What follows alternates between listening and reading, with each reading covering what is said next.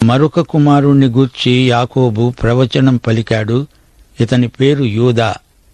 నీ సహోదరులు నిన్ను స్తుతిస్తారు. నీ చేయి నీ శత్రువుల మెడ మీద ఉంటుంది. నీ తండ్రి కుమారులు నీ ఎదట సాగిలపడతారు. యూదా కొదమసింహం. నా కుమారుడా, నీవు పట్టిన దానిని తిని వచ్చావు. సింహము వలె, గర్జించే ఆడు సింహము వలె అతడు కాళ్ళు ముడుచుకొని పండుకున్నాడు. అతణ్ణి లేపేవాడు ఎవడు? షిలోహు వచ్చే వరకు యూదా వద్ద నుండి దండం తొలగదు. అతని కాళ్ల మధ్య నుండి దండం తొలగదు. ప్రజలు అతనికి విధేయులై ఉంటారు. ద్రాక్షవల్లికి తన గాడిదను, ఉత్తమ ద్రాక్షవల్లికి తన గాడిద పిల్లను కట్టి, ద్రాక్షరసంలో తన బట్టలను, ద్రాక్షల రక్తంలో తన వస్త్రమును ఉతుకుతాడు. నీ సోదరులు నీకు లోబడతారు. ఎందుకని?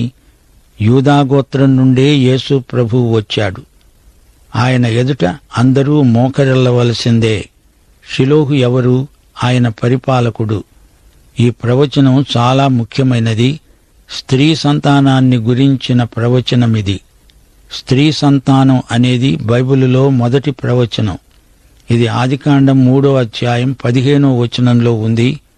నీకును స్త్రీకిని, నీ సంతానానికి ఆమె సంతానానికి వైరం కలుగజేస్తాను. అది నిన్ను తల మీద కొడుతుంది, నీవు దానిని మడిమె మీద కొడతావు.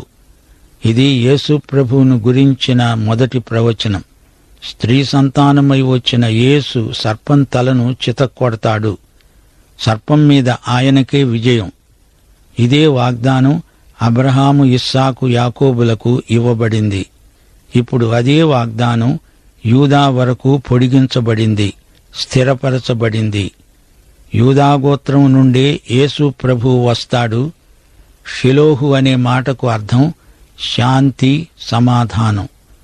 యేసు ప్రభు ఈ భూగోళముపై నడిచినప్పుడు సమస్త ప్రజలను ఉద్దేశించి మత్తయి సువార్త 11వ అధ్యాయం 28వ వచనంలో సార్వత్రికమైన పిలుపిచ్చాడు.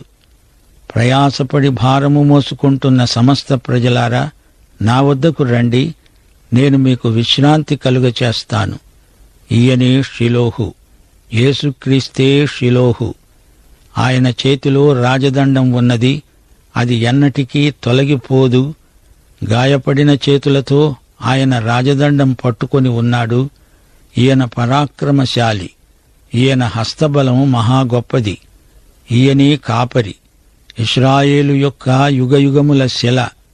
సంఖ్యాకాండం 24వ అధ్యాయం 17వ వచనం. నక్షత్రం యాకోబులో ఉదయిస్తుంది, రాజదండం ఇశ్రాయేలులో నుండి లేస్తుంది. ప్రియ శ్రోతలు, గ్రహించండి. స్త్రీకి అలాగే గోత్రకర్తలకు ఇయ్యబడిన వాగ్దానం యేసుక్రీస్తు. ఆయనే షిలోహు. ఆయన ద్వారానే శాంతి, విశ్రాంతి. ఆయన చేతిలో రాజదండమున్నది. ఆయన మనకు జీవమిచ్చిన కాపరి. ఆయన ప్రధాన కాపరి.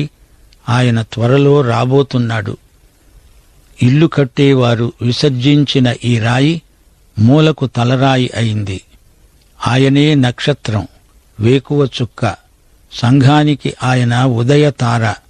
ఆదాము నుండి షేతు వరకు, షేతు నుండి నోవహు, షేము, అబ్రహాము, ఇస్సాకు, యాకోబు నుండి యూదా వరకు పొడిగించబడిన కృపారేఖ.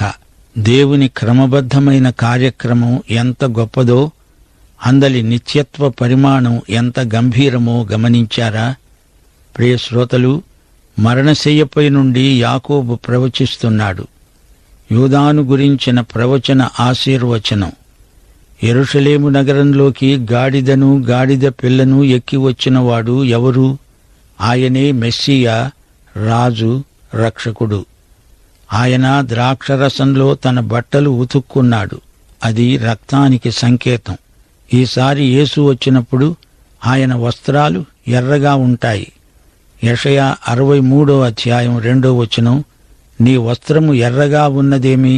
నీ బట్టలు ద్రాక్ష గానుగను తొక్కుతున్న వాని బట్టల వలె ఉన్నవేమి? ఇది ఆయనను అందరూ అడగబోయే ప్రశ్న.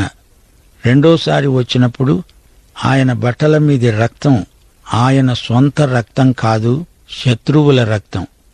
క్రీస్తు రెండో రాకడ తీర్పు సమయం, శత్రు సంహారం. యూదాను గురించిన ప్రవచనం ఎంతో ప్రాముఖ్యమైనది.